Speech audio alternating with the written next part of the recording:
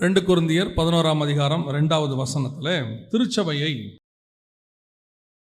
தேவனுக்கு ஒப்படைப்பது அந்த வைராகியத்தை குறித்து பவுல் சொல்லுகிறார். நீங்களும் நானும் அந்த மனவாட்டியாக இருக்கிறோம், மனவாட்டி சபையாக இருக்கிறோம். இந்த சபை எப்படி தேவனிடத்தில் ஒப்படைக்கப்பட வேண்டும் என்பதற்கு பவுல் சில வழிமுறைகளை சொல்லுகிறார். ஒரு சபை ஒப்படைப்பதற்கு, கர்த்தரிடத்தில் ஒப்படைப்பதற்கு கர்த்தருக்கு சில கிரைட்டீரியாக இருக்கிறது. மணவாளனுக்கு தன் மணவாட்டி இப்படி இருக்க வேண்டும் என்று ஒரு எதிர்பார்ப்பு இருக்கிறது. அந்த எதிர்பார்ப்பில் இருக்கிற அந்த திருச்சபை தான் வருகையில் போகும், அல்லது மணவாட்டி திருச்சபையை மாறும். உன்னத பாட்டில் வாசிக்கும் போது அநேக கன்னிகைகள் உண்டு, அநேக ராஜஸ்திரிகளும் உண்டு, ஆனால் என் புறாவோ என் உத்தமியோ ஒருத்தி என்று ஆண்டவர் சொல்லுகிறார். அவருடைய மணவாட்டி சபையாக இருப்பதற்கு இப்போ ஆதி காலத்தில், ஆதாம் காலத்திலிருந்து நோவா காலம் வரைக்கும் ஒரு பிரமாணம் இருந்தது, மனசாட்சி பிரமாணம். அந்த காலத்தில் கர்த்தருக்கு உண்மை உள்ளவர்கள் இருந்தார்கள். ஆபிரகாம் காலத்திலிருந்து இயேசு கிறிஸ்துவின் காலம் வரைக்கும் நியாயப்பிரமாணம் இருந்தது. அந்த காலத்திலும் கர்த்தருக்கு உண்மை உள்ள பரிசுத்தவான்கள் இருந்தார்கள். இப்போ இயேசு கிறிஸ்துவின் காலத்திலிருந்து வருகை வரைக்கும், எடுத்துக்கொள்ளப்படுதலிருந்து வருகை வரைக்கும் இப்பொழுதும் நாம் கர்த்தருக்குள் ஒரு திருச்சபையாக கூடியிருக்கிறோம். இந்த 3 பிரமாணம் இருக்குது. இன்னும் ஒரு பிரமாணம் இருக்குது, இரும்புக்கோள் பிரமாணம் சொல்லுவாங்க, ஆயிடவர் அரசாட்சி, அது ஒன்று இருக்குது. இப்படி இந்த 4 பிரமாணத்திலும் கர்த்தருக்குரியதான ஜனங்கள் இருப்பார்கள், கூட்டி சேர்க்கப்படுவார்கள். அதனால தான் ஆயிடவர் சாட்சி முடிஞ்ச பிறகு தான் நியாய தீர்ப்பு வருது. ஸோ இந்த 4 பிரமாணத்திலிருந்து கூட்டி சேர்க்கிறவங்க எல்லாம் சேர்ந்து ஒரு அமைப்பாக இருப்பார்கள். அதனால தான் புதிய எருசலேம் 4 பகுதியாக இருக்கும். 4 வாசல், 12 வாசல் 4 பகுதியாக இருக்கும். 4புறத்திலிருந்து சேர்க்கப்பட்டு ஒரு அமைப்பு உருவாக்கப்படும். அதில் ஒரு அமைப்பு மட்டும்தான் மணவாட்டி அமைப்பாக இருக்கும். அதைத்தான் கன்னிகைகள், மறுமனையாட்டிகள், அப்புறம் ராஜஸ்திரீகள், மணவாட்டி, அப்படி 4 பிரிப்பார் உன்னத பாட்டில். இது ஒரு சத்தியம், அதில் ஆழமான சத்தியம் இருக்கு. இப்படி இந்த 4 வகையான பிரமாணத்திலிருந்து 4 வகையான ஜனங்கள் கூட்டி சேர்க்கப்படுவார்கள். அப்படி கூட்டி சேர்க்கப்படும் பொழுது ஒரு வகை நீங்களும் நானும், இந்த சுயாதீன பிரமாணம் அல்லது கிருபையின் காலம், புதிய ஏற்பாட்டு காலம், எப்படி வேணா சொல்லலாம். அப்ப கூட்டி சேர்க்கப்படுகிற இந்த பிரமாணத்துக்குரியவர்களுக்கு பெயர் மணவாட்டி திருச்சபை. அப்படி இந்த மணவாட்டி திருச்சபை எப்படி இருக்க வேண்டும் என்று சொல்லி பவுல் அதற்கு ஒரு கிரைட்டீரியா வச்சிருக்கிறார், எழுதுறார். ஆவியானவர் அவர் மூலமா எழுதுறார். அதுல மணவாட்டி எப்படி இருக்கணும், மறுமனையாட்டி எப்படி இருக்கலாம். இப்போ கேத்தூராள், ஆகார், இவங்களாம் மறுமனையாட்டிகள். ஆபிரகாமுக்கு அடிமையாக இருக்கலாம், மறுமனையாட்டி அடிமையாக இருக்கலாம். ஆனால் சாராள் அடிமையாக இருக்க முடியாது, அவள் சுயாதீனம் உள்ளவளாக இருக்கும். டிஃபரன்ஸ் இருக்கு, இந்த ரெண்டுத்துக்கும் டிஃபரன்ஸ் இருக்கு. அதே மாதிரி தான் கர்த்தருடைய மணவாட்டி சபைக்கு ஒரு கிரைட்டீரியா இருக்கு. அதுல மிக முக்கியமானது என்னன்னா, கற்புள்ள கன்னிகையாக. அதான் அங்க ரொம்ப முக்கியம். இந்த கற்புள்ள கன்னிகை அப்படிங்கிறதுக்கு என்ன அர்த்தம் அப்படின்னு கேட்டீங்கன்னு சொன்னா, எந்த விதமான கலப்படமும் இல்லாமல், பின்னாடி எழுதுறார் 3-4 வசனத்தில் அதை எழுதுறார், பவுல் எழுதுறார், எந்த உபதேசத்தினுடைய கலப்பும் இல்லாமல் அவர்கள் கற்புள்ள கன்னிகையாக இருக்க வேண்டும் என்று கர்த்தர் விரும்புகிறார். சர்ப்பம் ஸ்திரீயானவளை வஞ்சித்தது போல. வஞ்சித்தல் என்றால் என்ன? ஒரு பெண் வஞ்சிக்கப்பட்டு ஒரு ஆணால் ஏமாற்றப்படுகிறாள், அவருடைய கற்பு சூறையாடப்படுகிறது. அதற்கு ஒப்புமையாக அதை சொல்றார். ஸ்திரீயானவள் வஞ்சிக்கப்பட்டது போல சர்ப்பத்தினுடையதான உபதேசம் அவளுக்குள் போய்விட்டது.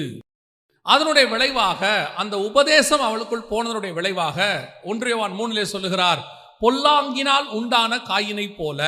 அந்த உபதேசம் அவளுக்குள் போன பிறகு ஆதாமும் ஏவாளும் இணைகிறார்கள். அதுதான் உண்மை. நிறைய பேர் ஏவாள் சர்ப்பத்தோட இணைஞ்சிட்டாங்கன்னு சொல்லுவாங்க. அதெல்லாம் வாய்ப்பில்லை, அப்படி வசனத்தின்படி கிடையாது. ஆனால் ஆதாமும் ஏவாளும் இணைந்தாலும் கூட பிறக்கிற குழந்தை சர்ப்பத்தினுடைய உபதேசத்தினோடு இருக்குது, பொல்லாங்கினால் உண்டார்ந்த. அப்போ அந்த இடத்துல அதை என்ன சொல்ல வராருன்னா, ஏவாளுடையதான அந்த ஆவிக்குரிய கற்பு அது வஞ்சிக்கப்பட்டு இழந்தது போல அப்படிங்கிறார்.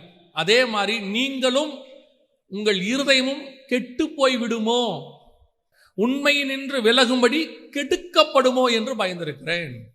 அதைத்தான் அவர் அந்த இடத்துல சொல்றார். ஸோ கற்புள்ள கன்னிகைனா என்ன? ஒரே புருஷன், ஒரே உபதேசம், அதான் ஒரே கர்த்தர், ஒரே ஞானசானம், ஒரே விசுவாசம் எல்லாம் சொல்றோம் இல்லையா? அதன் அடிப்படையில் ஒரே உபதேசம், அவருடைய வித்து நமக்குள் வாசமாய் இருக்கிறது. கர்த்தருடைய உபதேசம் எனக்குள் வாசமாய் இருக்கிறது. அவருடைய வித்தின் மூலமாக நாம் பிறக்கிறோம். அவருடைய வசனத்தின் மூலமாய் பிறக்கிறோம். அப்ப இன்னைக்கு திருச்சபை இந்த ஒரு உபதேசத்துக்குள், பரிசுத்த உபதேசம், இந்த கர்த்தருடையதான உபதேசத்துக்குள் இருக்கிறதா? கலப்படம் இல்லாமல் இருக்குதா? எங்க காலத்துல இருந்ததை விட இந்த காலத்துல ரொம்ப டிஸ்ட்ராக்ஷன் சபைக்கு நிறைய இருக்குது. எது கெட்ட உபதேசம் நல்ல உபதேசம் புரியாம நாங்க போயிடுவோமோன்னு அவங்க பயந்தாங்க. அதனால நாங்க ஒரே உபதேசத்தை கீழ் வளர்க்கப்பட்டோம். அந்த உபதேசத்திலே நாங்கள் நிலை நிற்கப்பட்டோம். அப்படித்தான் சபை வளர வேண்டும், அப்படித்தான் சபை இருக்கணும். இன்னைக்கு அப்படி இல்லை. இன்னைக்கு நிறைய யூடியூப் இருக்கு, ஃபேஸ்புக் இருக்கு, ட்விட்டர் இருக்கு, அதாவது எக்ஸ்தலம் இருக்கு, இன்ஸ்டா இருக்கு, இப்படி நிறைய இருக்கு. அதனுடைய விளைவு என்ன ஆகுது அப்படின்னு கேட்டீங்கன்னா, பலதரப்பட்ட உபதேசங்கள் உங்களுக்குள் வருகிறது.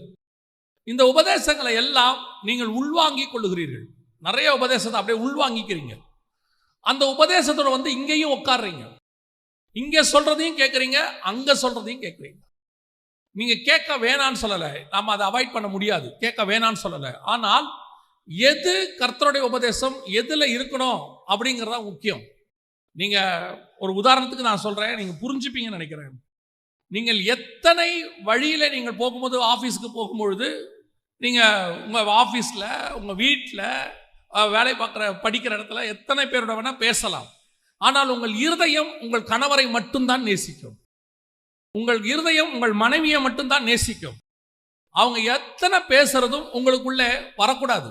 அது அவங்களுக்குள்ள சொல்ற வார்த்தை உங்களுக்குள்ள கிளர்ச்சியை உண்டு பண்ணக்கூடாது. அந்த வார்த்தை உங்களுக்குள்ள வந்துடுச்சுன்னா கணவனுக்கு நீங்கள் துரோகம் செய்ய ஆரம்பித்து விடுவீர்கள். அந்த மனைவியினுடைய வார்த்தை, இன்னொரு பெண்ணுடைய வார்த்தை உங்களுக்குள்ளே வந்து அவங்க பேசுறதுல உங்களுக்கு ஒரு கிளர்ச்சி உண்டாக தொடங்கிவிட்டால் மனைவிக்கு துரோகம் செய்ய ஆரம்பித்து விடுவீர்கள். இன்னும் நீங்கள் சரீரத்தில் கூட சேர மாட்டீங்க, ஆனால் துரோகம் செய்ய ஆரம்பித்து விடுவீர்கள். இதுதான் கற்புள்ள கன்னிகை. புதிய ஏற்பாட்டை பொறுத்த வரைக்கும் இயேசு தெளிவா சொல்றாரு, விபச்சாரம் என்பது என்னவென்று சொன்னால் சரீரத்தில் என்னவதை குறித்து சொல்லவில்லை, இச்சையோடு கூட நோக்குவதை குறித்து பேசுகிறார். சில காரியங்கள் உங்களுக்குள்ளே வந்த உடனேயே அந்த உபதேசம், நான் இப்ப உபதேசத்தை குறித்து சொல்லுகிறேன், சிலருடைய தவறான உபதேசம் உங்களுக்குள்ளே வரும்போது அது உங்களுக்கு சரியாக்கப்பட்டு அதை செய்யலான்னு உங்களுக்கு தோண ஆரம்பிச்சாலே நீங்கள் வழிவிலக ஆரம்பிச்சிட்டீங்கன்னு அர்த்தம். நீங்கள் இன்னொரு உபதேசத்துக்கு பின்னாடி போக தொடங்கிட்டீங்கன்னு அர்த்தம். ஒரு இந்த உபதேசம் கொஞ்சம் கடினம் தான், நான் இல்லைன்னே சொல்லலை. இப்ப கர்த்தர் கொடுத்திருக்கிற புதிய ஏற்பாட்டு உபதேசம் கடினமான உபதேசம். அன்னைக்கே சொல்லிட்டான் அவன், இந்த உபதேசத்தில் யாழ் நிலை நிற்க கூடும் அப்படின்னு கேட்டான். கஷ்டம்தான், ஆனால் அந்த கஷ்டமான உபதேசத்தில் கடைசி வரைக்கும் நிலை நிற்கிறவள் தான் கற்புள்ள கன்னிகையாக கர்த்தருக்கு நியமிக்கப்பட்டிருக்கிறார்.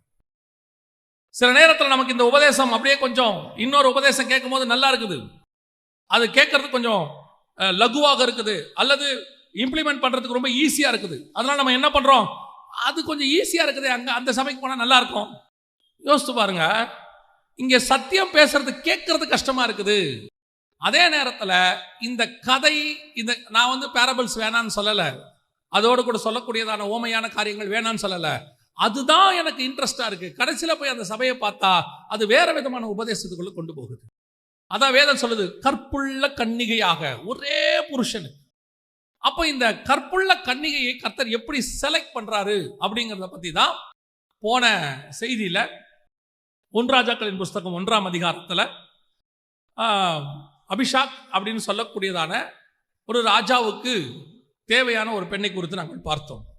இப்போ நம்ம என்ன பார்க்க போறோம்னா, வாசிங்க எஸ்தரின் புஸ்தகம் 2ஆம் அதிகாரம் 3வது வசனத்தை வாசிங்க. எஸ்தரின் புஸ்தகம் 2ஆம் அதிகாரம் 3வது வசனம். அதற்காக ராஜா தம்முடைய ராஜ்யத்தின் நாடுகள் எல்லாம் விசாரிப்புக்காரரை வைக்க வேண்டும், இவர்கள் ரூபவதிகளாய் இருக்கிற, நல்லா கவனிங்க இந்த வார்த்தைகள்லாம் புதிய ஏற்பாட்டு சபைக்கு, எஸ்தரின் புஸ்தகம் புதிய ஏற்பாட்டு சபையினுடையதான புஸ்தகம், அதான் ரொம்ப இம்பார்ட்டன்ட். இவர்கள் ரூபவதிகளாய் இருக்கிற சகல கன்னி பெண்களையும் கூட்டி சூசான் அரண்மனையில் இருக்கிற கன்னி மாடத்துக்கு அழைத்து வந்து ஸ்திரீகளை காவல் பண்ணுகிற ராஜாவின் பிரதானியாகிய ஏகாவின் வசத்தில் ஒப்பு வைக்க வேண்டும், அவருடைய சுத்திகரிப்புக்கு வேண்டியவைகள் அவர்களுக்கு கொடுக்கப்பட வேண்டும். இப்போ உங்க எல்லாருக்கும் இது தெரிஞ்ச சம்பவம் தான். வஸ்தி ராஜாவுக்கு கீழ்ப்படியாமல் போனதுனால அதற்கு பதிலாக வேறொரு பெண்ணை செலக்ட் பண்றதுக்கான ஒரு காலம் வருகிறது. இதை நீங்க எப்படி இந்த புஸ்தகத்தை வாசிக்கணும், ஆவியானவர் எனக்கு சொல்லி கொடுத்ததை நான் உங்களுக்கு சொல்றேன். இந்த புஸ்தகத்தை பொறுத்த வரைக்கும் எஸ்தர் புறஜாதி பெண். ஏன்னா அவங்க இருக்கிறது எங்கன்னு கேட்டிங்கன்னா சூசான் அரண்மனை, அதாவது மேதிய பெர்ஷிய சாம்ராஜ்யத்தில் இருக்கிறாங்க. அந்த மேதிய ராஜா கிட்ட, பெர்ஷிய ராஜா கிட்ட காலத்தில் இருக்கிறாங்க. ஸோ இப்போ அந்த நாட்டை பொறுத்த வரைக்கும் எஸ்தர் புறஜாதி பெண், அதாவது அந்த தேசத்தை சாராத பெண். இப்போ அந்த தேசத்து ராணி ராஜாவுக்கு கீழ்ப்படியாமல் போனதுனால அதற்கு பதிலாக 127 நாடுகளில் இருந்து பெண்களை செலக்ட் பண்றாங்க. அவரோட அர்த்தம் என்னன்னா, மணவாளன் ஆகிய இயேசு கிறிஸ்துவுக்கு, தேவனுக்கு இஸ்ரவேல் என்கிறதான ஒரு சபையை செலக்ட் பண்ண போது அது தேவனுக்கு கீழ்ப்படியாமல் போனதுனால உலகமெங்கிலும் இருந்து ஒரு மணவாட்டி சபையை செலக்ட் பண்ணும்படி ஆண்டவர் ஆட்களை அனுப்பினார். அதுதான் அதோடைய அர்த்தம். இப்போ என்ன பண்ணியிருக்கிறாங்க, உலகமெங்கும் 127 நாடுகள் இங்க இருக்கு. உலகத்தில் அத்தனையிலிருந்தும் கன்னிகையான ரூபவதிகளாக இருக்கிற சகல கன்னி பெண்களையும் கொண்டு வந்து ராஜாவுக்கு ஆயத்தம் பண்ணும்படி. யோசிச்சு பாருங்க, இதுல ரொம்ப அழகான ஒரு வார்த்தை இருக்குது, ரூபவதிகளாய் இருக்கிற சகல கன்னி பெண்கள் அப்படின்னு இருக்கு. எனக்கு இதை வாசிக்கும் போது ஆவியானவர் என்ன சொன்னாரு, உணர்த்தினார் அப்படின்னா, இந்த நாடுகளிலிருந்து செலக்ட் பண்ணப்பட்டவங்க யாருன்னா தி பெஸ்ட் ரூபவதிகளாக இருக்கிறவங்க, தி பெஸ்ட் ஆட்களை செலக்ட் பண்ணாங்களாம். அதே மாதிரி தான் மணவாட்டி சபையை கர்த்தர் செலக்ட் பண்ணாராம். ஆனா உங்களை என்னையும் எப்படி செலக்ட் பண்ணாராம், வாசிங்க. 1 கொரிந்தியர் 1ஆம் அதிகாரம் 27வது வசனத்தை வாசி. ஞானிகளை வெட்கப்படுத்தும்படி தேவன் உலகத்தில் பைத்தியமானவைகளை தெரிந்து கொண்டார், பலமுள்ளவைகளை வெட்கப்படுத்தும்படி தேவன் உலகத்தில் பலவீனமானவைகளை தெரிந்து கொண்டார். இவங்க என்ன பண்ணாங்களா, ராஜாவுக்கு சகல தேசத்திலிருந்து ரூபவதிகளும் கன்னிகைகளுமாய் இருக்கிறவங்கள செலக்ட் பண்ணாங்களாம். இவரோ பைத்தியத்தையும் பலவீனமானதையும் செலக்ட் பண்ணாராம். யாருக்கு? அவருக்கு மனவாட்டியா இருக்கும்படி. இப்ப உள்ள வந்து உட்கார்ந்து இருக்கிற நீங்களும் நானும் யாரு? ரூபவதிகளாகவும் கன்னிகைகளாகவும் இருக்கிறவர்கள் அல்ல, உலகத்துக்கு பைத்தியமானவைகளும் பலவீனமாய் கருதப்பட்டவர்களைத்தான் கர்த்தர் தம்முடைய மனவாட்டியாக மாற்றுவதற்கு கொண்டு வந்து உட்கார வைத்திருக்கிறார். அதோட அர்த்தம் என்னன்னா, we are not eligible, எதுக்குமே லாய்க்கு இல்லாதவங்க. உலகம் உங்களை எண்ணி அப்படிதான் பார்த்துச்சு. இங்கே நான் இப்ப எழுந்துச்சு சாட்சி சொல்லுங்கன்னு சொன்னா, குறைஞ்சபட்சம் ஒரு 60-70% மக்கள் இந்த சமுதாயத்தால, மக்களால, படிப்பினால, ஏதோ ஒன்றினால நிராகரிக்கப்பட்டவர்களாகத்தான் இருப்பார்கள். உலகம் அவர்களை வேண்டாம் என்று தள்ளினதைத்தான் கர்த்தர் மூளைக்கு தலைக்கல்லாக மாத்தி கொண்டு வந்து உட்கார வச்சிருக்கிறார். நான் சொல்லுவேன், குறைஞ்சது 60 to 70% அந்த மாதிரி பலவீனமானவர்களை கொண்டு வந்தான் கர்த்தர் இங்கே உட்கார வைத்திருக்கிறார்.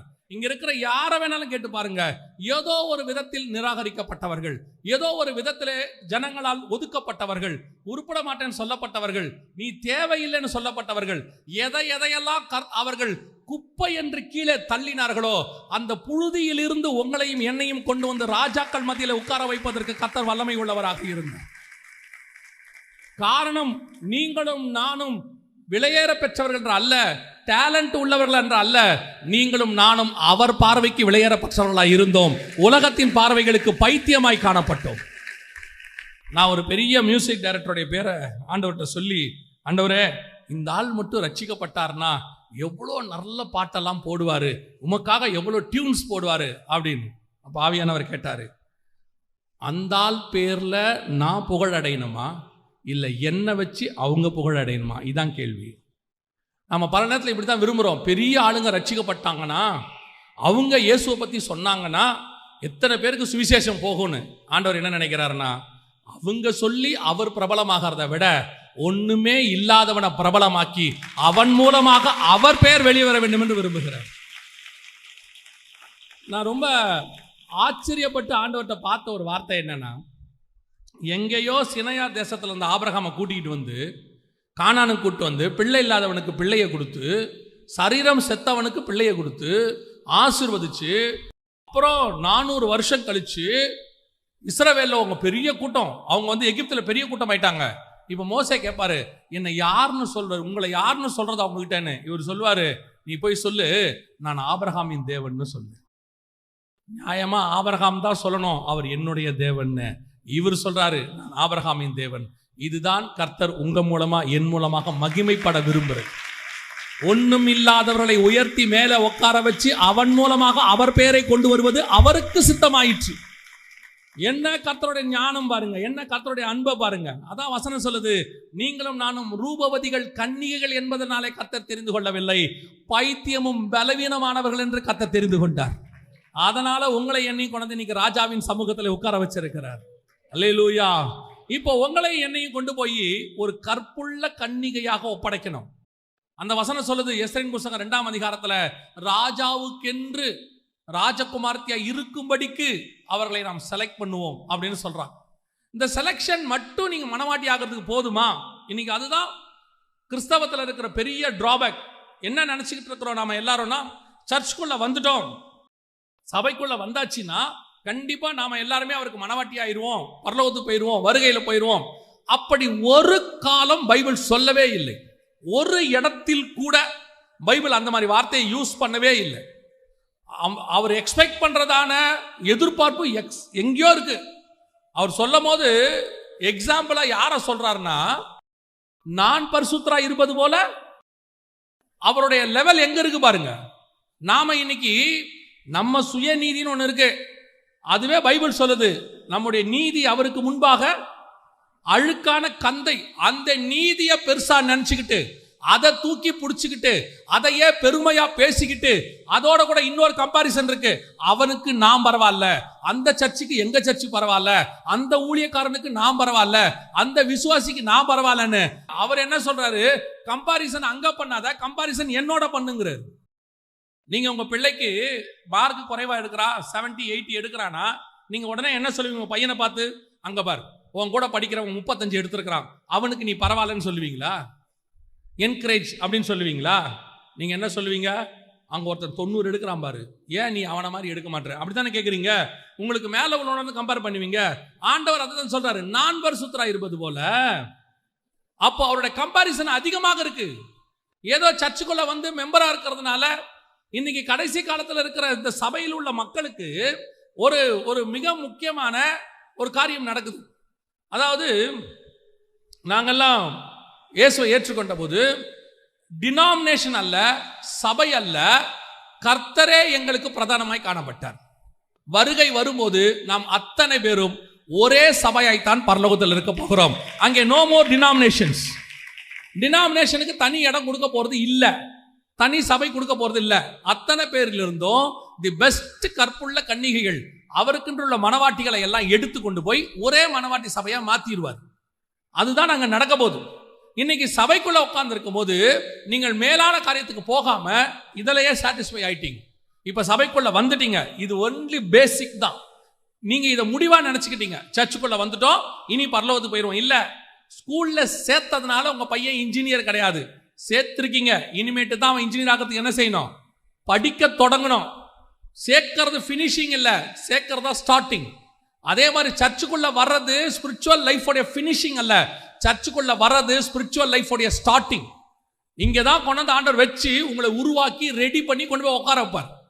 சிலர் பெரும்பான்மையானவர்கள் சபைக்கு வந்து ரட்சிக்கப்பட்டு ஞானசானம் எடுத்து அபிஷேகம் பெற்றாச்சுன்னா தங்களுடைய ஸ்பிரிச்சுவல் கடமை முடிஞ்சிருச்சு, நம்ம சாட்டிஸ்ஃபை ஆயிட்டோம் அப்படின்னு சொல்றாங்க. சமீபத்தில் ஒரு காரியத்தை ஆண்டவர் சொல்லி கொடுத்தார். நோவா பேழையை கட்டிட்டார், ஜலப்பிரளயம் வந்தாச்சு, மிருகங்கள்லாம் உள்ள போயாச்சு, நோவாவும் உள்ள போயிட்டாரு. இப்போ தண்ணிக்கு மேல பேழை போயிட்டு இருக்கு. இப்போ நோவாவை பொறுத்த வரைக்கும் என்ன நோக்கத்துக்காக இந்த பேழையை கட்டினேனோ அந்த நோக்கம் நிறைவேறிடுச்சு. உள்ள வந்தாச்சு, எல்லாரும் சேவ்டு, மேட்டர் ஓவர், அவ்வளவுதான். இதுதான் அவருடைய விஷன். 100 வருஷமா ஆண்டவர் இதை தான் சொன்னாரு. கட்டியாச்சு, ஜலப்பிரளயமும் வந்துடுச்சு, நம்ம பாதுகாக்கப்பட்டோம், இதுக்கு மேல ஒண்ணும் இல்லை, இவ்வளவுதான் நோவாவுடைய விஷன். அதனால அவர் என்ன பண்றாரு, வெளியே வந்த உடனே நேரா அடுத்து நோவா பத்தி இது மட்டும்தான் இருக்கு. நோவா ஆண்டவர்கிட்ட வந்து வாக்குத்தத்தம் வாங்குறாரு. அந்த வாக்குத்தத்தம் அவர் காதுல ஏறல. அவர் என்ன பண்றாரு, போய் கூடாரத்தில் திராட்சை ரசத்தை குடிச்சு வெறித்து படுத்து இருந்தார். வேலை முடிஞ்சு எழுந்திருச்சு, பசங்களை சபிச்சாரு, 2 பேரை வாழ்த்தினாரு, நோவா மரித்தான். இவ்வளவுதான் இருக்கு, இதுக்கப்புறம் ஒண்ணுமே இருக்காது. நோவா பத்தி பழைய ஏற்பாட்டில் இவ்வளவுதான் இருக்கும், அந்த இடத்துல அவ்வளவுதான் இருக்கும். ஆனால் நோவாவுக்கு ஒரு விஷன் அதுக்கப்புறம் தான் ஆரம்பிக்குது. வெளியே வந்தோன்னே கர்த்தர் சொல்றாரு, நோவாவையும் 9ஆம் அதிகாரம் ஆதியாகமத்தின் புஸ்தகம் 1வது வசனத்தை வாசிங்க பாப்போம். தேவன் நோவாவையும் அவன் குமாரரையும் ஆசீர்வதித்து, அந்த வார்த்தை ரொம்ப இம்பார்ட்டன்ட், நோவாவையும் அவன் குமாரரையும் ஆசீர்வதித்து நீங்கள் பலுகி பெருகி பூமியை நிரப்புங்கள். நல்லா கவனிங்க, 4 பேருக்கு தான் கர்த்தர் இந்த ஆசீர்வாதத்தை கொடுத்தாரு. 4 பேருக்கும் இதை ஸ்பிரிச்சுவலா தான் நீங்க பார்க்கணும். 4 பேருக்கும் கர்த்தர் பலுகி பெருகி பூமியை நிரப்புங்கன்னார். ஆனா 3 பேர் தான் பெருகி பூமியை நிரப்பினாங்க, சேம் காம் யாபேத். நோவா அதை செய்யவே இல்லை. நோவா அதுக்கப்புறம் எந்த சந்ததியும் உண்டாக்கவே இல்லை. அதோட நோவா போய் படுத்துட்டாரு. அப்படின்னா என்ன அர்த்தம்? பேழை கட்டினதோட என் வேலை முடிஞ்சிருச்சு, இதுக்கப்புறம் எனக்கு ஒண்ணும் இல்லைன்ட்டு அவர் குறித்து வெறித்து படுத்தார். வேலை முடிஞ்சிருச்சு. ஆனா நீதிமான் தான். அப்பதான் ஆண்டவர் உணர்த்தினாரு, உன் வேலை பூமியில இத்தோட முடியுதுன்னு அர்த்தம் இல்லை, நான் வருகிற வரைக்கும் உனக்கு விஷன் இருக்கிறது, அதுக்கு நீ ஆயத்தப்பட்டுக்கிட்டே இருக்கணும், ரெடி ஆகணும்னார். நீங்க சபைக்கு வர்றதோட உங்க ஆவிக்குரிய கடமை முடியல, இதுக்கப்புறம் தான் இன்னொரு விஷன் இருக்கு, அந்த விஷனை நோக்கி தான் நீங்க ஓடணும். இல்லைன்னா நீங்கள் குடித்து வெறுத்து படுத்தா மாதிரி உங்க ஆவிக்குரிய வாழ்க்கையில படுத்துருவீங்க, தரிசனம் இல்லாதவர்களாய் மாறிடுவீங்க. உங்களை கூப்பிட்டு கேட்டா உங்களுக்கு என்ன தரிசனம்? ரட்சிக்கப்பட்டு ஆண்டவருக்குள்ள வந்துட்டோம், இனி பரலோகத்துக்கு போகணும், அவ்வளவுதானா? அப்படின்னா ரட்சிக்கப்பட்டு வந்து நீங்க பரிசுத்தாவின் அபிஷேகத்தை பெற்ற உடனே கர்த்தர் உங்களை பரலோகத்துக்கு கூட்டு போயிடலாம், அவ்வளவுதானா கூட்டிட்டு போயிடலாம். ஏன் இப்ப வச்சிருக்கிறாரு இங்க? பரலோகத்துக்கு கூட்டு போறதுக்கு முன்னாடி, வருகையில போறதுக்கு முன்னாடி இந்த கேப் எதுக்கு கொடுத்திருக்கிறாருன்னா, நடுவுல உங்களை கொண்டு செய்ய வேண்டிய ஏதோ கொஞ்சம் காரியம் இருக்கிறது, அதுக்கு தான் இன்னும் சர்ச்சுக்குள்ள வச்சிருக்கிறார். அந்த காரியத்தினுடைய விஷன் உங்களுக்கு வரணும். சர்ச்சுக்கு வந்த, ரட்சிக்கப்பட்ட, ஞானஸ்நானம் எடுத்தேன், அபிஷேகம் பெற்ற, 10 வருஷம் 5 வருஷமா இங்க இருக்கிறேன், கர்த்தர் கிருபை, ஆண்டவர் வந்தார்னா நாங்க போகணும். இது ராங், இது தப்பு. இதுக்கு நடுவில் நீங்க ஏதோ ஒன்று மிஸ் பண்றீங்க. நோவா மிஸ் பண்ண மாதிரி நீங்க மிஸ் பண்றீங்க. அந்த நோவா செய்யாம போனதுனால தான் படுத்தாரு.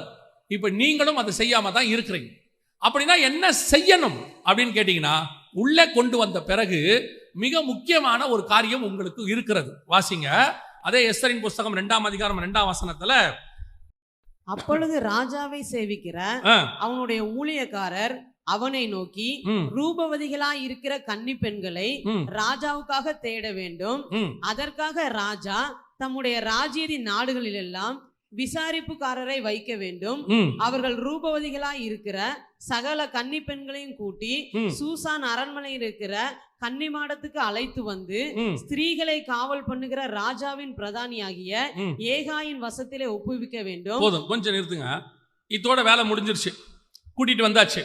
இனி ராஜா ஏதாவது ஒரு பொண்ணு கொடுங்கப்பா, ராஜஸ்திரியா மாத்திரேன். இல்ல, உள்ள வந்தாச்சு, கன்னி மாடத்துக்குள்ள வந்தாச்சு, சர்ச்சுக்குள்ள வந்தாச்சு. இதோட பரலோகத்துக்கு போக வேண்டியதுதான், இதோட அரண்மனைக்குள்ள போக வேண்டியதுதான், ராஜா கிட்ட போக வேண்டியதுதான். இல்ல, நடுவுல ஒரு வேலை இருக்குது. தொடர்ந்து வாசிங்க.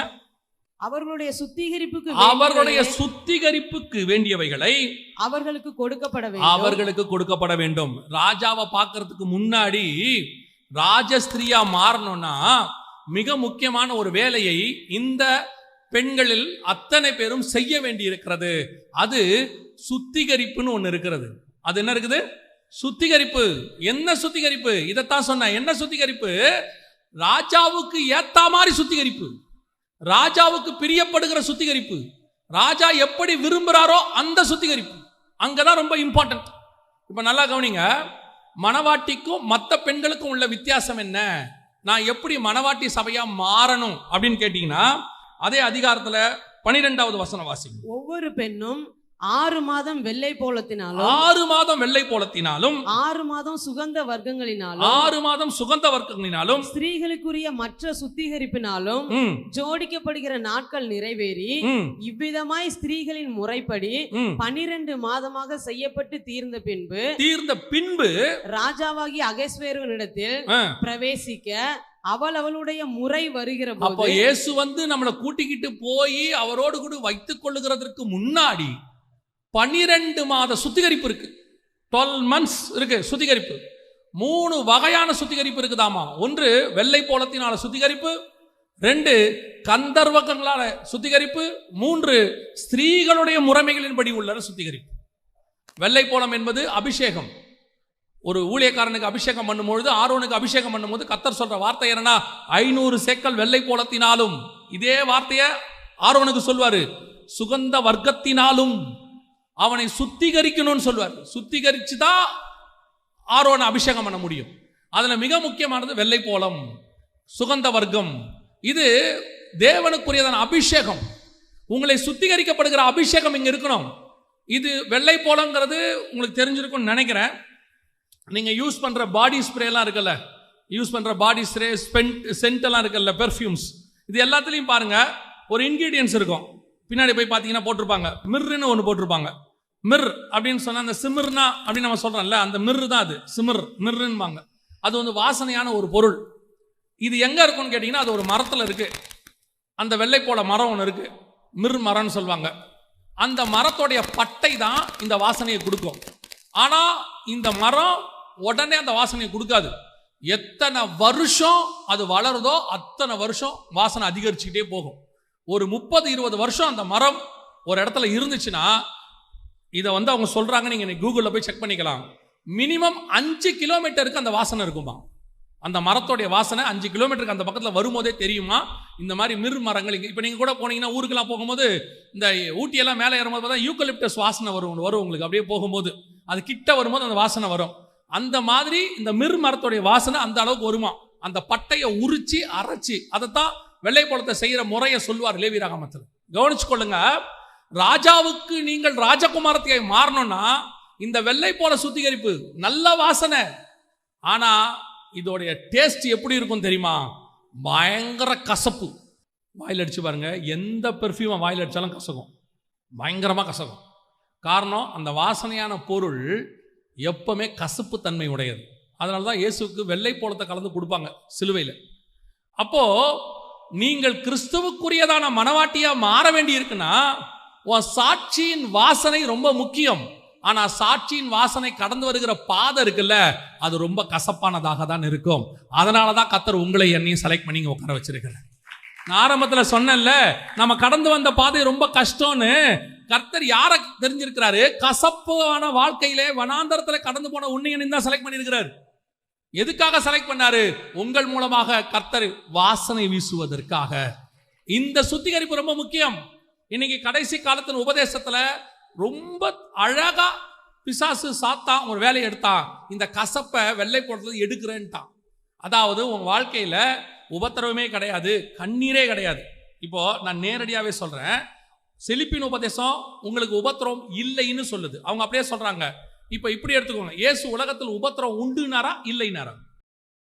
அப்படியே அகைன்ஸ்டா இருக்கு வசனத்துக்கு. அவங்க சொல்றது நேரடியா வசனத்துக்கு அகைன்ஸ்ட். அடுத்து அவங்க என்ன சொல்றாங்க? நம்மை ஐஸ்வர்யம் ஆக்கும்படி அவர் தரித்திரரானார். இது பிலிப்பியர்ல இருக்கு. இந்த வசனத்தை எடுத்துக்கிட்டு அவங்க என்ன சொல்றாங்கன்னா, நம்மளெல்லாம் கோடீஸ்வரன் ஆக்கத்துக்கு தான் இயேசு தரித்திரரானாரு. தேவ பிள்ளைகள் தான் உலகத்துல கோடீஸ்வரங்களா இருக்கணும், இது சாட்சியாக இருக்கும் அப்படின்றாங்க. அப்பதான் மத்தவங்க பார்த்து பாருங்க இயேசு எப்படி ஆசீர்வதிச்சிருக்கிறாரு அப்படின்னு சொல்லுவாங்க அப்படின்னு சொல்றாரு. கவனிங்க, இந்த கோடீஸ்வரன் ஆகிறதுல கசப்பு இல்லை. பணக்காரனால என்ன கசப்பு இருக்கு? சந்தோஷம் தானே உங்களுக்கு பணக்காரனா இருக்கிறது. ஆனால் இந்த வசனத்தை எழுதின பவுல் நம்மை ஐஸ்வர்யன் ஆக்கும்படி அவர் தரித்திரரானார்னா, அப்போ ஃபர்ஸ்ட் ஐஸ்வர்யவானா யார் மாறி இருக்கணும்? பவுல் தான் மாறி இருக்கணும், அப்போஸ்தலர்கள் தான் மாறி இருக்கணும். அவங்க தானே அவருக்காக எல்லாவற்றையும் நஷ்டமும் குப்பையும் என்று விட்டு வந்தாங்க. அவங்க தானே 2 போட் நிறைய மீனை விட்டு வந்தாங்க. அந்த மத்தியாயு தானே கவர்மெண்ட் வேலை, டாக்ஸ் ஆஃபீஸர் வேலையை விட்டுட்டு வந்தாரு. யோவான் தானே அப்பாவையும் வலையும் விட்டுட்டு வந்தாரு. அப்போ அவங்க தானே முதல்ல கோடீஸ்வரனா மாறி இருக்கணும். நம்மை ஐஸ்வர்யன் ஆக்கும்படி அவர் தரித்திரர் ஆனார்னா அவங்க தான் ஃபர்ஸ்ட் பணக்காரங்களா இருக்கணும். சரி, அப்போ அவங்க காலத்துல பணம் இல்லையான்னு கேட்டீங்கன்னா, வசனம் சொல்றது அப்போஸ்தலர் நடபடிகள்ல எல்லாவற்றையும் வித்து எங்க வச்சாங்க? அப்போஸ்தலர் பாதத்துல வச்சாங்க, ஆஸ்தியை கொண்டு வந்து வச்சாங்கன்னு இருக்கு. அப்ப அவங்க கிட்ட பணமும் இருந்துச்சு. ஆனால் தேவன் சொன்ன ஆசீர்வாதம் ஐஸ்வர்யம் இது அல்ல. சிமர்னா சபையை பார்த்து அழகா ஒன்று சொல்வாரு, நீ ஐஸ்வர்யம் உள்ளவனா இருந்தும் உனக்குள்ள தரித்திரத்தை நான் அறிந்திருக்கிறேன். அப்ப கர்த்தர் சொன்ன வாசனை இதல்ல, வெள்ளை போல வாசனை. இன்னைக்கு அழகா அந்த கசப்பை எடுக்கிறான். கண்டிப்பா ஆவிக்குரிய வாழ்க்கை கஷ்டம்தான், நான் இல்லைன்னே சொல்லல. வேதம் சொல்லுது, இடுக்கனான வாசல் வழியே பிரவேசியுங்கள். இன்னைக்கு சபையும் சரி, ஊழியர்களும் சரி, விசுவாசிகளும் சரி, இந்த இடுக்கனான வாசல் வழியை பிரவேசிப்பதற்கு விரும்பவில்லை. வெள்ளை போல சுத்திகரிப்பு இல்லாமல் நீ ராஜாவுக்கு ராஜகுமாரத்தியாய் மாறவே முடியாது. உபத்திரவத்தில் தான் நீ பிரமாணங்களை கற்றுக்கொள்ள முடியும். நான் பட்ட பாடுகளினாலே பிரமாணங்களை கற்றுக்கொண்டேன். இங்க உபத்திரவப்படாம கர்த்தருக்கு பட்ட தீட்டப்பட்ட வைரமா ஒருத்தனு கூட மாற முடியாது. உபத்திரவப்படாம கர்த்தருடைய அன்பை 100% நீ ருசிக்க முடியாது. உபத்திரவம் இல்லாமல் வனாந்தரத்தில் கர்த்தருடைய அற்புதமான கரத்தை உன்னால் பார்க்கவே முடியாது. உபத்திரவத்தின் குகையிலே உன்னை நான் தெரிந்து கொண்டேன் என்று கர்த்தர் சொல்லுகிறார். இன்னைக்கு கடைசி காலத்துல உபதேசம் தலைகீழ மாறுது. அப்போ உபதேசத்தை நம்ம அப்பனா உபத்திரவத்தை விரும்பணுமா? நீங்க பைபிள் படி எடுத்துக்கிட்டீங்கன்னா, நான் வசனத்தின் படி சொன்னா நீங்க இன்னும் ஆச்சரியப்படுவீங்க. இந்த வசனத்தை நீங்க வேணா வாசிங்க, நீங்களே எல்லாருமே எடுத்து வாசிங்க. அப்போஸ்தலர் நடபடிகள் 5ஆம் அதிகாரம் 41வது வசனம் வாசிங்க. நல்லா கவனிங்க. அவருடைய நாமத்திற்காக தாங்கள் அவமானம் அடைவதற்கு பாத்திரமாக எண்ணப்பட்டபடியால் எப்படி போனாங்க? சந்தோஷமா போயிருக்கான். எப்படி, எதுக்காக சந்தோஷம் தெரியுமா? நம்ம ஆண்டவருக்காக அடி வாங்கி இருக்கோண்டா, ஆண்டவருக்காக அவமானப்பட்டிருக்கோண்டா, எவ்வளவு பெரிய ஸ்லாக்கியன்றான். அதாவது ஆண்டவருக்காக அவமானப்படுறதுக்கு குவாலிஃபைட் ஆயிட்டான் அவன். நாம ஆண்டவருக்காக கோடீஸ்வரன் ஆகிறதுக்கு தான் குவாலிஃபைட் ஆயிட்டு இருக்கிறோம். இன்னைக்கு வசனம் சொல்லுது, அவமானப்படுவதற்கு பாத்திரவான்களாய் எண்ணப்பட்டபடியினால். இப்பவும் நல்லா கவனிங்க, இப்பவும் சொல்றேன், உபத்திரவத்தை நாம் விரும்பி கேட்கல, ஆனா அவன் விரும்பி இருக்கான். இந்த வசனத்தின்படி அவன் என்ன செய்யறான்? விரும்புறான். நான் உங்களை விரும்புங்கன்னு கூட சொல்லல. இந்த வசனத்தின்படி பார்த்தா இன்னும் ஒரு படி மேல போய் நான் சொல்லுவேன். பவுல் கொரிந்தியருக்கு எழுதும்போது சொல்றாரு, நான் பரதேசிக்கு போன ஒரு மனுஷனை அறிவேன், நான் எனக்கு வெளிப்படுத்தப்பட்ட மேன்மை நிமித்தம் நான் பெருசா சொல்லல, ஆனா நான் பாடுகள் நிமித்தம் மேன்மை பாராட்டுவேனுங்கிறார். நான் பட்டனே ஒரு கஷ்டம், அதுதான் எனக்கு சந்தோஷங்கிறார். நீங்க பைபிள் முழுக்க எடுத்து பாருங்க. இப்ப சபை இந்த சத்தியத்தை கேட்கவே தயாரா இல்லை. அதான் இப்ப பிரச்சனை. நீங்க போகன்னு கூட சொல்லல, கேட்கறதுக்கு கூட உங்க காதுகள் அடைக்கப்பட்டுருச்சு. கடந்த 20 வருஷமா இப்படிப்பட்ட உபதேசங்களை சபைக்குள்ள பேசக்கூடாதுன்னு சொல்லி அப்படியே பாசிட்டிவ் மோட்டிவ் எது பாசிட்டிவ் எது மோட்டிவ்னே உங்களுக்கு தெரியல.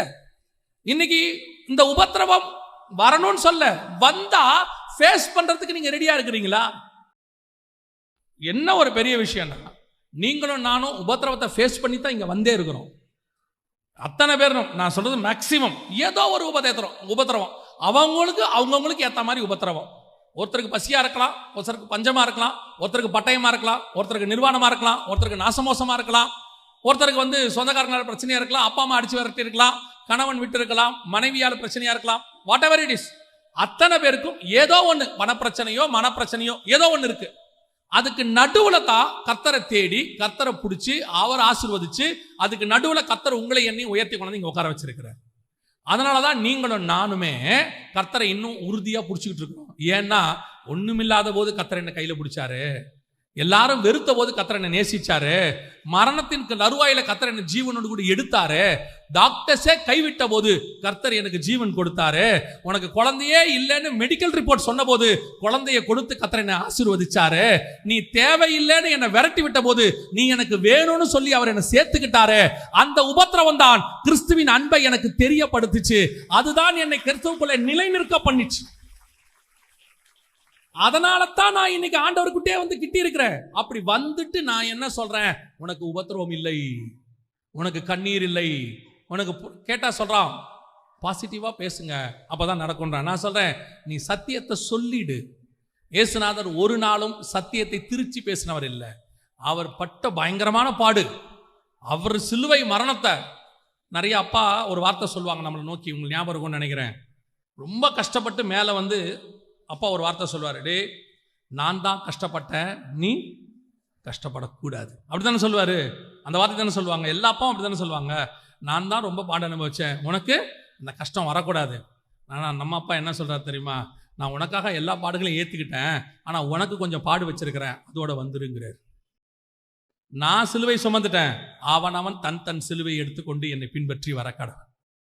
உனக்கு சிலுவை இல்லைன்னு சொல்லல, ஆனா என் அளவுக்கு சிலுவை உனக்கு இல்லை, ஆனா உனக்கு ஒரு சிலுவை உண்டு, அதை எடுத்துக்கிட்டு வான்னு சொன்ன. நம்ம எல்லாருக்கும் கர்த்தர் ஒரு முள்ளு கொடுத்துருக்கிறாரு. அந்த முள்ளு எது வேணாலும் இருக்கலாம், மனுஷனா இருக்கலாம், பணமா இருக்கலாம், அல்லது வியாதியா சரீரத்தில் இருக்கலாம். பவுல் சொல்றாரு, எனக்கு சரீரத்தில் கொடுக்கப்பட்டிருக்கிறாரு. அது கணவனா இருக்கலாம், மனைவியா இருக்கலாம், பிள்ளையா இருக்கலாம். சொல்லிட்டு அவர் சொல்றாரு, அந்த முள் போகணும், அந்த முள்ளை ஜெயிக்கணும், நீ போராடக்கூடாது. அந்த முள் இருக்கிற வரைக்கும் தான் உனக்கு ஆசீர்வாதம். அந்த முள் உன்னை உயர்த்தாதபடிக்கு கிறிஸ்துக்குள்ள உன்னை நிலை நிற்க பண்ணும். அருமையான தாட். எனக்கு ஆண்டவர் அதை எப்படி சொல்லி கொடுத்திருந்தாருன்னா, உன் தலைக்கு மேலே ஒரு முள் இப்படி வச்சுட்டேன், உனக்கு ஏதாவது வெளிப்பாடு வந்து ஏதாவது ஒரு காரியத்தை நான் வெளிப்படுத்தும் போது உன்னை அறியாமலே தலை இப்படி தூக்கும். Praise the Lord. முள் டக்குன்னு குத்தம், திருப்பி இல்லை கீழே குனி, இதுக்கு மேலே உனக்கு ஒன்றும் இல்லை. ஆனால் வெளிப்பாடு எது வந்தாலும் தலை இப்படியே தான் இருக்கணும், மேலே போயிடக்கூடாது. நான் தான், நமக்கு நம்மள மாதிரி யாரு, நம்மளை மாதிரி பாடுறதுக்கு யாரு, நம்மளை மாதிரி பேசுறதுக்கு யாரு, நம்மளை மாதிரி தீர்க்கதரிசனம் சொல்றதுக்கு யாரு. முள்ளு டொக்குன்னு குத்தம். அந்த முள்ளு எது வேணாலும் இருக்கும். ஏன்னா எல்லாரும் புகழ்ந்துட்டு நம்மளை யாருமே கரெக்ட் பண்ணாதவங்க இருந்துட்டாங்கன்னா, நம்மளை கரெக்ட் பண்ணுறதுக்கு ஆள் இல்லைன்னா நம்ம தப்பு பண்ண போகிறோம்னு அர்த்தம். யாரோ ஒருத்தர் ஏதோ ஒரு இடத்துல இருந்து நம்மளை கூட்டிகிட்டே இருக்கணும். அது என்னை உயர்த்தாதபடிக்கு சாத்தானுடைய இருந்துட்டு போட்டோம். ஏதோ ஒரு இடத்துல எங்கே போனாலும் பல நேரங்களில் நம்மை குட்டுகிறதுக்கு ஆண்டவர் சிலரை வச்சிருக்கிறாரு. இதுதான் உபத்திரவம். நான் சொன்னது ரொம்ப சிம்பிள். இதை தாண்டி ரொம்ப மேலே போக போக சில காரியங்களை கர்த்தர் வைப்பார். ஆனால் இது எதுவுமே தீமைக்கானதல்ல, நன்மைக்கானது. அல்லேலூயா. எனக்கு ஆண்டவர் சொல்லி கொடுத்தது ஒன்னே ஒன்று தான். வனாந்தரத்தின் பாதையில எந்த பரிசுத்தவானும் மரித்து போக மாட்டான், செத்து செத்து பிழைப்பானே ஒழிய அவன் சாகவே மாட்டான். கர்த்தர் அவனை கொண்டு போய் பாலும் தேனும் ஓடுகிற தேசத்துல சேர்த்துருவார். அதான் நிஜம். செத்து செத்து பிழைப்போம், அது நடக்கும். அதுவும் குறிப்பா ஊழியக்காரன் பிள்ளைகள் இருக்குல்ல, நமக்கு நல்ல ஊழியம் போதுன்னா சில நேரத்தில் பிசாசு அங்கே தான் வந்து கை வைப்பான். நல்ல பீக்கில் ஊழியம் இருக்கும், ஏதாவது நல்ல மீட்டிங் போகும், முடிச்சு எல்லாரும் நல்லா இருக்குன்னு சொல்லும் போது ஃபோன் வரும், பையனுக்கு ரொம்ப உடம்பு சரியில்லை உடனே வாங்கன்னு. ஒரு சந்தோஷமும் மனசில் இருக்காது, எதுவுமே இருக்காது. எல்லாத்தையும் தூக்கி போட்டு ஓடுற மாதிரி. இது பயங்கர சீரியஸாக சில நேரத்தில் நடக்கும். ஒரு நாள் ஆண்டவர்கிட்ட ஹாஸ்பிட்டல் வச்சு கேட்டேன், ஒரு காரியம் நடக்குது, இந்த பக்கம் பார்த்தா பையனை கொண்டு போய் அட்மிட் பண்ண சொல்லிட்டாங்க. நேராக கொண்டு போய் அட்மிட் பண்ணியாச்சு. 1.5 வயசு பையனுக்கு கையிலெல்லாம் என்னவோ போட்டு ட்ரிப்ஸ்லாம் ஏற்றிருக்கிறான். வாசல்லேருந்து ஆண்டவரை கேட்டேன், ஆண்டவரே நான் உமக்கு தானே ஊழியம் பண்ணேன், ஏன் எனக்கு இந்த மாதிரிலாம் நடக்குது? ஏதாவது ஒரு வசனம் உள்ளுக்குள்ள அப்படி பேசுவார். ஆண்டவர் சொன்னார், நீ பண்ணுற ஊழியம் அப்படி தான், தைரியமாக இரு, பிள்ளை செத்து செத்து பிழைக்கும், சாகாது ஒரு நாளுன்னு சொன்னார். இன்னைய வரைக்கும் கர்த்தர் பாதுகாக்க வல்லமை உள்ளவராக இருக்கு. அல்லேலூயா. வெள்ளை போலத்தினால சுத்திகரிப்பு கண்டிப்பாய் அவசியம். நீங்கள் யோசிச்சு பாருங்க, பரலோகத்தில் வந்து நிற்கிற அத்தனை பேரையும் பாருங்க. வெளிப்படுத்தல் 6:9 தேவ வசனத்தின் நிமித்தமும் சாட்சி நிமித்தமும் இவங்க எல்லாம் ரத்த சாட்சி. ஃபர்ஸ்ட் குரூப் பரலோகத்தில், அதாவது ஆவியில் பார்க்குறாரு அவர். 2வது 7ஆம் அதிகாரத்தில் பாருங்க, 9ஆம் வசனத்தில் சிங்காசனத்துக்கு முன்னாடி ஒரு குரூப் இருக்கு. இந்த குரூப்பை குத்தி வசனம் என்ன சொல்லுது அப்படின்னு பார்த்தீங்கன்னு சொன்னா, 2வது குரூப் எதில் வந்திருக்கிறாங்க? மிகுந்த உபத்திரவம். 3வது குரூப் 15ஆம் அதிகாரம் 2ஆம் வசனம், ரத்த சாட்சியா மரிச்சவங்க, அந்தி கிறிஸ்துக்கு கீழ்ப்படியாம அவனை எதிர்த்து நின்று செத்தவங்கன்னு அர்த்தம். இது 3வது குரூப். 4வது குரூப் 20ஆம் அதிகாரம் 4ஆம் வசனம், இயேசுவை பற்றிய சாட்சி நிமித்தமும் தேவனுடைய வசனத்தின் நிமித்தமும். இவங்களையும் பாருங்க, இவங்களும் சிறைச்சேதம் பண்ணப்பட்டவர்கள். வந்த அத்தனை பேரும் ஏதோ ஒரு வகையில் உபத்திரவத்தை சந்திச்சு கிறிஸ்துவுக்காக மரித்து ஜெயம் கொன்று உயிர் தெழுந்தவன் தான் அத்தனை பேரும் பரலோகத்தில் இருக்கிறவன். அத்தனை பேரும் பரலோகத்தில் இருக்கிற எல்லா நிலை, பலிபீடத்துக்கிட்ட, சிங்காசனத்துக்கிட்ட, அப்புறம் பூமியில அரசாட்சி செய்யறவன், கண்ணாடி கடல்கிட்ட இருக்கிறவன், யார வேணாலும் பாருங்க, ஏதோ ஒரு உபத்திரவம் அவனுக்கு இருந்திருக்கு. அதை கிராஸ் பண்ணி தான் அங்க வந்திருக்கிறான். நீங்க ரிச்சர்ட் உம்ரன் ஐயாவோட புக்கை படிச்சு பாருங்க, படும் வேதனையில் பரம வெற்றி. அவருக்கெல்லாம் இல்லாத உபத்திரவமா? அதுக்கு நடுவில் ஜெயிச்சு அந்த ஒரு மனுஷனுடைய சாட்சி லட்சக்கணக்கான மிஷினரிகளை உருவாக்கி இருக்கிறது. கர்த்தர் ஒரு நாளும் உபத்திரவத்தில் உன்னை சாக விட மாட்டார். உன் மூலமாக அநேகரை வாழ வைக்கிறவர். இன்னைக்கு கடைசி காலம் அப்படி ஆகி போச்சு. வெள்ளை போலமே கிடையாது, கசப்பே கிடையாது, உனக்கு அதுவே கிடையாது. இப்படி சொன்னவங்க எல்லாம் ஏதோ ஒரு விதத்துல கஷ்டத்தை அனுபவித்தவர்கள் தான். உபத்திரவத்துக்கு மத்தியிலிருந்து வந்தவங்க தான் இந்த வார்த்தையை சொல்றாங்க. இன்னைக்கு ஜனங்க கிட்ட வந்து கள்ளோபதேசமா சொல்றாங்க, தயவு செய்து நீங்கள் மனவாட்டி சபையா மாறணும்னா இப்பொழுது ஒருவேளை நீங்கள் அப்படிப்பட்ட உபத்திரவத்தின் பாதைக்குள்ள கடந்து போயிட்டு இருக்கலாம். நீங்க சில நேரத்தில் கேட்கலாம், ஏன் எனக்கு இப்படி எல்லாம் நடக்குது, எனக்கு மட்டும் ஏன் இப்படி எல்லாம் ஆகுது, ஏன் அந்த மாதிரி பாதையில கடந்து போகிறேன், ஜெபம் பண்ணிட்டே இருக்கிறேனே, இது எப்போ மாறும், என்று மாறும் எந்த துயரம், ஏங்கி உள்ளம் ஏங்குகையில் நீங்க பாடிக்கிட்டு இருக்கலாம். ஆண்டவர் சொல்றாரு, இது எல்லா பரிசுத்தவான்களும் கடந்து போன பாதை, இது பரலோகத்துக்கு நியமிக்கப்பட்ட பாதை. இந்த பாதையில நான் உன்னை நடத்துகிறேன் என்றால் முடிவு பரியந்தம் உன்னை கொண்டு போய் நிறுத்தி உன்னை மனவாட்டியை மாத்துவதற்கு தான் இந்த பாதையில் நடத்துகிறேன். நீ படுகிற பாடுகள் ஒரு நாளும் விருதாவாய் போகாது, வீணாய் போகாது. அது உன்னை சுத்திகரிக்கிறது. இன்னும் நீ கர்த்தரை உறுதியா பிடிப்பீங்க, இன்னும் வசனத்துக்கு நேரா போவீங்க, இன்னும் ஜெபத்துக்கு நேரா போவீங்க. நல்லா பாருங்க, ஒரு உபத்திரவம் முடியும் போது நீங்க கர்த்தர்கிட்ட க்ளோஸ் ஆயிருப்பீங்க. எனக்கு ஆண்டவர் சொல்லி கொடுத்தது அதுதான். ஆசீர்வாதத்தில் தடுமாடுகிற சபை உபத்திரவத்தில் கர்த்தருக்கு உண்மையா இருக்கும். அது என்ன ஃபார்முலானே தெரியாது. உபத்திரவத்தில் அவங்க உண்மையா இருப்பாங்க ஆண்டவருக்கு, ஆசீர்வாதம் வரும்போது தான் தடுமாறுவாங்க. அந்த உபத்திரவம் பல நேரங்களிலே நம்மை உருவாக்குகிறது.